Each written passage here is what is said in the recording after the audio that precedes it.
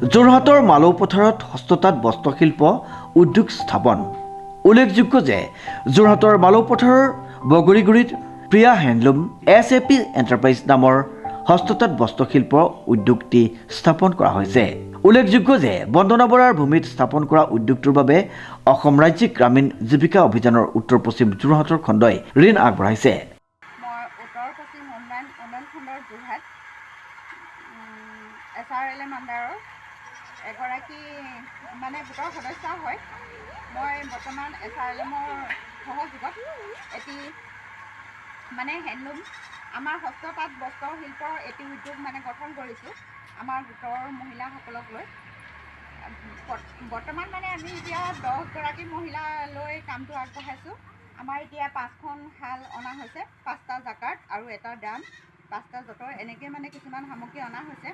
মহিলাসকলক লৈ পেলাই আমি এতিয়া কিছুমান হাতে বোৱা কাপোৰ, বিভিন্ন ধৰণৰ হাঁচতি, ৰুমাল, এতিয়া বিহুৰ কাৰণে আগন্তুক বহাগ বিহুৰ কাৰণে আমি এতিয়া গামোচা, টঙালি, হাঁচতি, ৰুমাল এইবিলাক লগাম।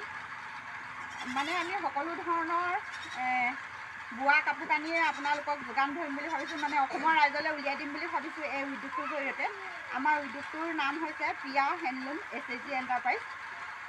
আমাৰ এই উদ্যোগটো কৰিবৰ কাৰণে আমাৰ যোৰহাট উন্নয়ন খণ্ডৰ BPM ছাৰ আৰু সহযোগী আমাৰ BC বাইদেউ, BC ছাৰসকলে সহযোগ কৰিছে। তেওঁলোকে আমাক এটি সৰু ঋণ দি সহায় আগবঢ়াইছে। তেওঁলোকৰ সহযোগতে আমি এই উদ্যোগটো বৰ্তমান গঠন কৰিবলৈ সক্ষম হৈছোঁ। তেওঁলোকৰ অৰ্থনৈতিক ছাপৰ্টৰ কাৰণে তেওঁলোকে আমাক ঋণ দিছে। সেই ঋণটো আমি অৱশ্যে মাৰিব লাগিব, হ'লেও আমাক যে এটি অৰ্থনৈতিক পুঁজি দিছে, সেইটো কাৰণে আমি SRLMৰ সমূহ কৰ্মকৰ্তাক ধন্যবাদ জনাইছোঁ। আমাৰ সকলো কৰ্মকৰ্তা হৈ আমাৰ গোটৰ সহযোগীসকলক লৈ আমি আগলৈ যে বজাৰ আমাৰ পথাৰ আমাৰ বা কাম বজাৰখন আমাৰ কৰি থাকিলেই নহ'ব।